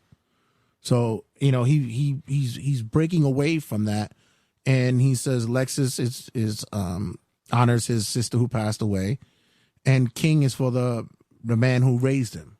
So I like that. Or his mother, right? His birth mother. Well, I don't know if his birth mother. I think he did say his father, something like that, something of that magnitude. Because I think the woman. I think his birth mother, I think, killed herself after the stepmother took the kids away or whatever the fuck. Yeah, it was. I Something. think I remember something. It was something with the mother. Yeah, I gotta watch the Dark Side of the Ring episode again to catch up. Right. But yeah, it's. Well, I remember Brian made a statement because people were like, "What the fuck is this name?" And then he explained it. I think they were more troubled by the hair dye that was in his beard and shit.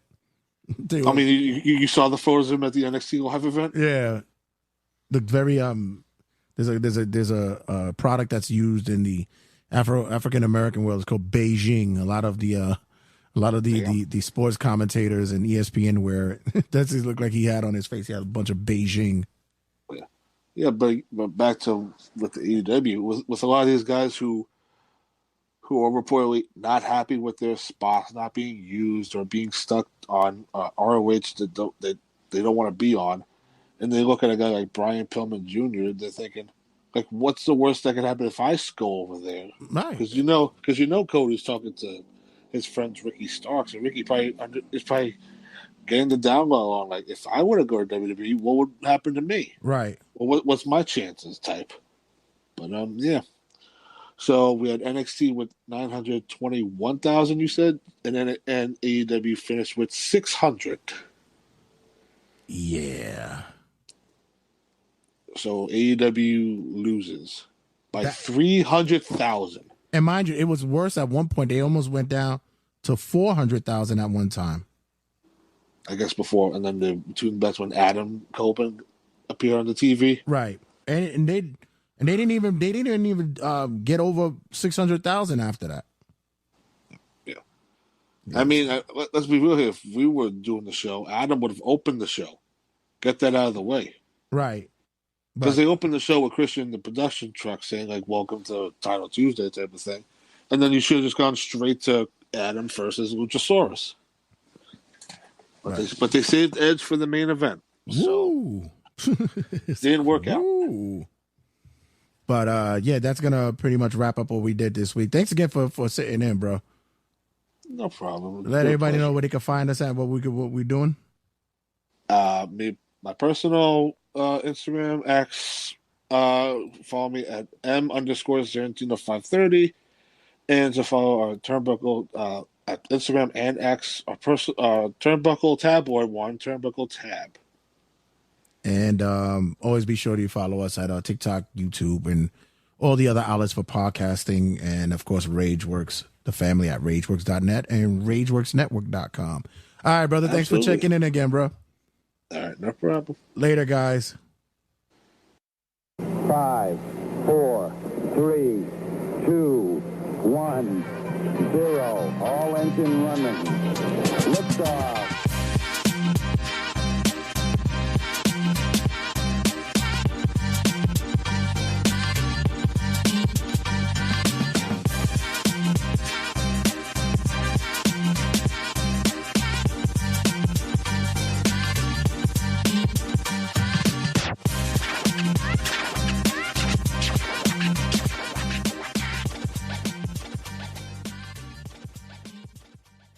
Turnbuckle Tabloid.